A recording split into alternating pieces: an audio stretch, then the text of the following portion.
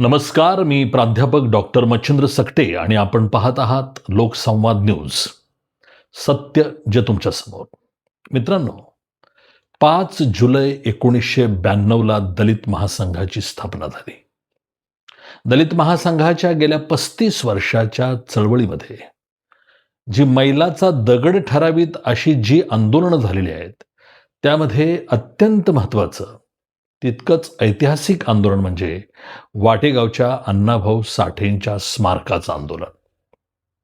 मित्रहो, 1992ला दलित महासंघाची स्थापना झाली. मी आणि माझे काही मित्र हे केवळ सामाजिक चळवळीशी संबंधित नव्हतो, तर आमचा साहित्य चळवळीशीही संबंध असायचा. त्यामुळं दलित साहित्य असेल, परिवर्तनवादी साहित्य असेल, आंबेडकरवादी साहित्य असेल, फुले आंबेडकरवादी साहित्य असेल, ग्रामीण साहित्य असेल, या सर्व प्रकारच्या साहित्य चळवळीचा आमचा संबंध असायचा. आणि या साहित्य चळवळीमुळंच अण्णाभाऊ साठेंच्या अनुषंगानं आमचं प्रेम हे साहित्यिक आणि वैचारिक अशा पद्धतीचं होतं. त्याला फार उशिरानं परत जातीय रंग आला किंवा आमच्या समाजाचं प्रेरणास्थान हे नंतर ते बनलं खूप मोठ्या प्रमाणावरती. तेव्हा ती सुरुवात होती. तर त्या अण्णाभाऊ साठेंच्या स्मारकाच्या निमित्तानं माझं वाटेगावला जाणं झालं. त्याची अशी गोष्ट झाली की 1995 साली महाराष्ट्राच्या राजकारणामध्ये काँग्रेसची सत्ता गेली आणि शिवसेना भारतीय जनता पक्षाचं सरकार सत्तेत आलं. मनोहर जोशी महाराष्ट्राचे मुख्यमंत्री झाले आणि गोपीनाथ मुंडे महाराष्ट्राचे उपमुख्यमंत्री झाले. आपल्या मातंग समाजाचे पुण्याचे जे दिलीप कांबळे आहेत, त्यांना राज्य सामाजिक न्याय खात्याची जबाबदारी मिळाली होती. सांगली जिल्ह्यामध्ये अण्णासाहेब डांगे हे RSSचे आणि भारतीय जनता पक्षाचे एक अतिशय मोठे नेते म्हणून त्यांची त्या संपूर्ण भागामध्ये त्या काळामध्ये ख्याती होती. तर अण्णासाहेब डांगेंच्या पुढाकारानंच वाटेगावला अण्णाभाऊ साठेंचं स्मारक करण्याचा निर्णय झाला आणि त्या दृष्टीनं बांधकामही सुरू झालं. त्याची चर्चा, त्या संदर्भातल्या बातम्या वर्तमानपत्रात येत असत. मी कराडवरून कोल्हापूरला जाताना, कारण मी कोल्हापूरला त्यावेळेला सर्व्हिसला होतो, रयत शिक्षण संस्थेच्या शाहू कॉलेजमध्ये मी समाजशास्त्र विषयाचा प्राध्यापक होतो. त्यामुळं कराडला येणं, विट्याला जाणं, हा सारखा इस्लामपूरला येणं, कोल्हापूरला जाणं, या सगळ्या परिसरात माझा संचार असायचा, माझं फिरणं असायचं. कार्यकर्त्यांच्या भेटी गाठी, चर्चा, गावोगावी जाणं येणं, वेगवेगळ्या अन्याय अत्याचाराच्या अनुषंगानं चर्चा, बैठका हे सातत्यानं सुरू होतं. सहज वर्तमानपत्रातल्या बातमीचा विषय केला आणि मी वाटेगावला जाऊन अण्णाभाऊ साठेंचं स्मारक नेमकं काय आहे ते बघायचं ठरवलं. आणि त्या दृष्टीनं मी वाटेगावला अक्षरशः एसटीनं गेलो आणि ते स्मारक बघितलं. आणि ते स्मारक बघितल्यानंतर माझं अक्षरशः डोकं फिरलं. अण्णाभाऊ साठेंचं ते स्मारक म्हणजे निव्वळ पत्र्याचं शेड होतं किंवा गोडाऊन होतं म्हटलं तरी चालेल. अक्षरशः त्या काळामध्ये जी बचत भवन होती प्रत्येक तालुक्याच्या ठिकाणी, ती बचत भवन सुद्धा सुंदर होती. इतकं हे निकृष्ट दर्जाचं, कलाहीन अशा पद्धतीचं स्मारक होतं. आणि म्हणून या जागतिक कीर्तीच्या लेखकाचं, अण्णाभाऊ साठे या जागतिक कीर्तीच्या कलावंताचं स्मारक इतकं कलाहीन आहे, या गोष्टीचा निषेध म्हणून 1 ऑगस्ट 1996 रोजी वाटेगावात त्या स्मारकाचं जे उद्घाटन होतं, त्या उद्घाटनाला आम्ही विरोध करण्याचं ठरवलं. आणि 1 ऑगस्ट 1996 रोजी दलित महासंघानं फार फार फार मोठं आंदोलन केलं. मित्रहो, जोपर्यंत दलित महासंघाच्या संपूर्ण कार्यकर्त्यांना अटक झाली नाही, तोपर्यंत मुख्यमंत्री, उपमुख्यमंत्री वाटेगावात आले नाहीत. फार मोठा संघर्ष झाला. जवळपास 700 ते 800 दलित महासंघाच्या कार्यकर्त्यांना पोलिसांनी ताब्यात घेतलं आणि कुठं शिराळ्याला, कुठं कासेगावला, कराडला, इस्लामपूरला त्यांना कस्टडीमध्ये टाकलं किंवा डांबून ठेवण्यात आलं. आणि ज्या वेळेला मुख्यमंत्री आणि उपमुख्यमंत्री हे वाटेगावातून बाहेर पडल्यानंतर नव्हे, कराडच्या एअरपोर्टवरून त्यांनी उड्डाण केल्यानंतर मग आम्हाला सोडून देण्यात आलं. इतकी दहशत दलित महासंघाची त्या काळामध्ये होती. 1996 पासून दरवर्षी दलित महासंघाचा हा प्रोग्रामच झाला होता. अण्णाभाऊ साठेंच्या जयंतीच्या त्या संपूर्ण महिन्यामध्ये वाटेगावचं स्मारक निकृष्ट दर्जाचं आहे, कलाहीन आहे, पत्र्याचं शेड आहे, गोडाऊन आहे, अशा पद्धतीची आमची भूमिका होती. हे सगळं होत असताना मी रत्नागिरी जिल्ह्यात गणपतीपुळेच्या जवळ जे मालगुंड नावाचं गाव आहे त्या गावी गेलो.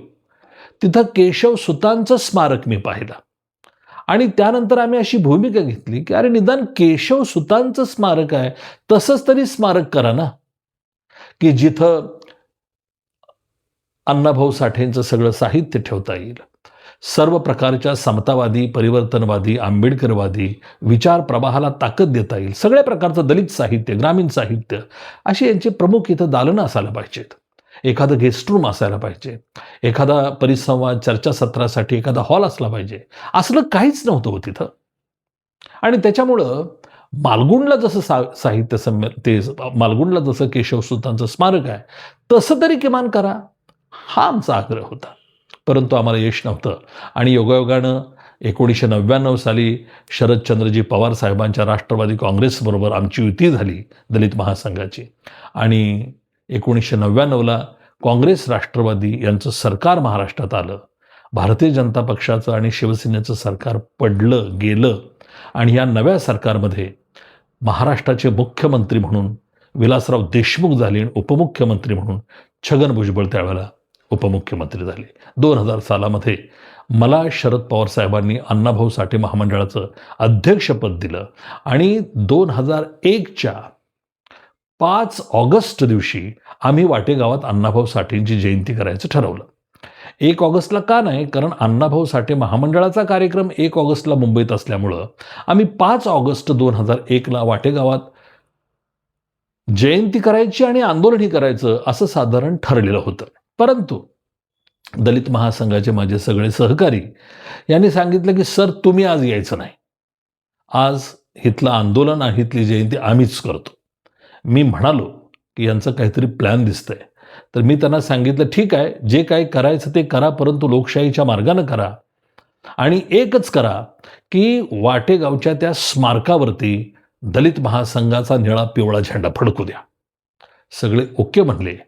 पुन्हा एकदा शेकडो हजारो कार्यकर्ते वाटेगावात जमले आणि व्हायचं तेच झालं. पोलिसांच्या आडमुठ्या धोरणामुळं दलित महासंघाच्या कार्यकर्त्यांचा संयम संपला. वाटेगावला जे स्मारक आहे त्या स्मारकाच्या बाहेर सगळ्या कार्यकर्त्यांना अडवून ठेवलं. अक्षरशः अण्णाभाऊंच्या पुतळ्याला हार सुद्धा पोलिसांनी घालून दिला नाही. आणि त्याच्यामुळं कार्यकर्त्यांचा उद्रेक झाला आणि इतकी मोठी दंगल त्या दिवशी झाली, इतकी मोठी दंगल झाली की 6 ऑगस्ट 2001च्या पश्चिम महाराष्ट्रातल्या सगळ्या वर्तमानपत्रातल्या पहिल्या पानावरची पहिली बातमी, टॉपची बातमी दलित महासंघाच्या वाटेगावच्या अण्णाभाऊ साठेंच्या स्मारकाच्या आंदोलनाची बातमी होती. त्यामध्ये हेडिंग होतं, दलित महासंघ आणि पोलीस यांच्या धुमश्चक्री, 80 पोलीस जखमी आणि 15 दलित महासंघाचे कार्यकर्ते जखमी, एका महिला कॉन्स्टेबलचा गर्भपात, अशा पद्धतीची ती बातमी होती. अण्णाभाऊ साठेंच्या स्मारकाचा प्रश्न चिघळला, अण्णाभाऊ साठे स्मारकाच्या आंदोलनाला हिंसक वळण, अशा पद्धतीच्या सगळ्या बातम्या आल्या. आणि या सगळ्या आंदोलनामध्ये दलित महासंघाच्या कार्यकर्त्यांनी पोलिसांचा समाचारच घेतला म्हटलं तरी चालेल. नाहीतरी पोलिसांनी दलित महासंघाच्या कार्यकर्त्यांना इतकं छळलेलं होतं भारतीय जनता पक्ष आणि शिवसेनेच्या युतीच्या काळामध्ये. माझ्यावर 40 केसेस होत्या त्या 4-5 वर्षामध्ये. आणि त्याच्यामुळे ह्या सगळ्याचा वचपा पोलिसांनी काढला. पोलिसांनी आम्हाला काही सोडलं नाही. दलित महासंघाच्या 55 कार्यकर्त्यांच्यावरती गुन्हे दाखल झाले. त्यांना कोल्हापूरच्या कळंबा जेलमध्ये दाखल करण्यात आलं.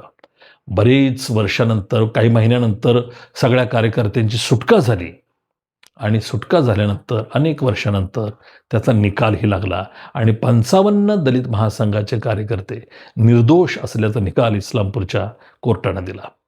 मित्रहो, दलित महासंघाचे कार्यकर्ते जेव्हा आंदोलन करत असायचे, अगदी 96 पासून त्या आंदोलनामध्ये अख्खं वाटेगावची स्त्री, पुरुष, तरुण माणसं त्या आंदोलनात सहभागी होती, संघर्ष करत होते. अण्णाभाऊंचं स्मारक राष्ट्रीय दर्जाचं झालं पाहिजे, जागतिक दर्जाचं झालं पाहिजे, अशा सगळ्या लोकांची भावना होती. सगळा वाटेगावचा समाज अण्णाभाऊंच्या सन्मानासाठी रस्त्यावर उतरला होता. पण अण्णाभाऊंच्या घरातली माणसं मात्र मुख्यमंत्र्यांच्या कार्यक्रमाला सहभागी झाली होती. ते त्याच्यामध्ये सहभागी झाले होते. ही गोष्ट सांगतोय मी 1996ची, म्हणजे आज 30 वर्ष झाली. पहिला संघर्ष जेव्हा दलित महासंघानं अण्णाभाऊंच्या सन्मानासाठी, अण्णाभाऊंच्या वाटेगावातल्या स्मारकासाठी संघर्ष सुरू केला, त्याला 30 वर्ष झालेली आहेत. आणि या 30 वर्षाच्या काळामध्ये आजचं चित्र बदललेलं आहे. मुंबईच्या घाटकोपरच्या चिराग नगर इथं अण्णाभाऊंच्या स्मारकाचं भूमिपूजन झालेलं आहे. आणि वाटेगावला सुद्धा स्मारक होणार, अगदी राष्ट्रीय दर्जाचं स्मारक होणार, असं या सरकारनं, म्हणजे भारतीय जनता पक्ष, शिवसेना या नव्या सरकारनं जाहीर केलं आहे. तशा पद्धतीची तरतूद एकनाथ शिंदेसाहेब मुख्यमंत्री असतानाच झालेली आहे. सांगण्याचं तात्पर्य असं की आज जे जे तुम्हाला ते दिसतंय त्यामध्ये दलित महासंघाचं योगदान फार मोठं आहे. आणि 5 ऑगस्ट 2001ला जे आंदोलन झालं, त्या आंदोलनामध्ये एक अतिशय काळीज पिळवंडून टाकणारी घटना घडली.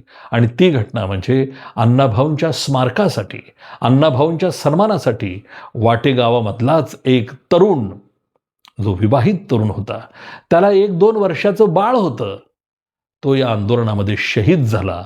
आणि त्याचं नाव आहे शहीद अधिक काकासाहेब साठे. अधिक काकासाहेब साठे हा अतिशय देखणा तरुण होता. दलित महासंघाचा अत्यंत कट्टर कार्यकर्ता होता. अण्णाभाऊ साठेंच्यावर सुद्धा त्याचं विलक्षण प्रेम होतं. आणि अण्णाभाऊंच्या स्मारकासाठी जे आंदोलन झालं त्यामध्ये रस्त्यावरच्या लढाईत पोलिसांच्या समोर आमने सामने अधिक पोलिसांच्या बरोबर लढत होता. परंतु त्या आंदोलनामध्ये अधिक गायब झाला.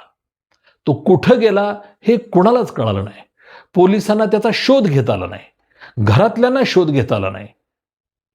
14 वर्षानंतर नियमाप्रमाणे पोलिसांनी त्याला मृत म्हणून घोषित केलं. आजपर्यंत अधिकचा पत्ता नाही. काही गोष्टी कानावर येत आहेत, पण त्याची चर्चा इथं करण्याची गरज नाही. एवढं मात्र खरं की अण्णाभाऊंच्या स्मारकासाठी अधिक शहीद झालाय, हे एक वास्तव आहे. तो हुतात्मा झालाय. 4 ऑगस्टला मराठवाड्यातल्या डॉक्टर बाबासाहेब आंबेडकरांच्या नामांतराच्या चळवळीमध्ये पोचीराम कांबळे हा मातंग समाजाचा तरुण हुतात्मा झाला, शहीद झाला 4 ऑगस्टला. 4 ऑगस्ट 78 आणि 5 ऑगस्ट 2001ला वाटेगावात अधिक काकासाहेब साठे हा शहीद झाला. काकासाहेब साठेंना 3 मुलं, आज 3ही मुलं नाहीत. अधिकच्या पत्नीचं नाव संगीता. तिनं अख्खं आपलं आयुष्य, तारुण्य त्या लहान बाळाकडे बघून घालवलं. त्याचं नाव विशाल. विशाल आज 27-28 वर्षांचा आहे. आज दलित महासंघानं जे आंदोलन झालं त्याला आज 24-25 वर्ष झालेले.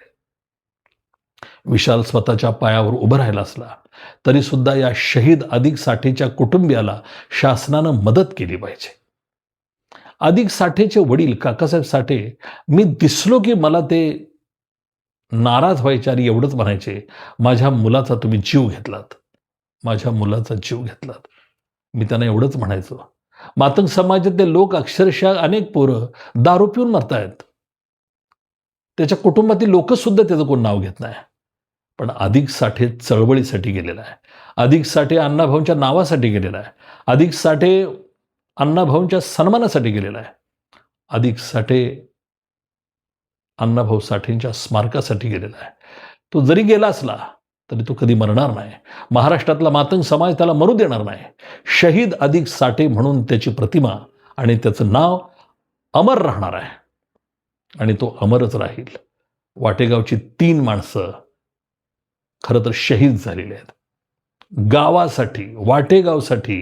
फकीराचे वडील राणोजी साठे गावासाठी शहीद झालेले आहेत.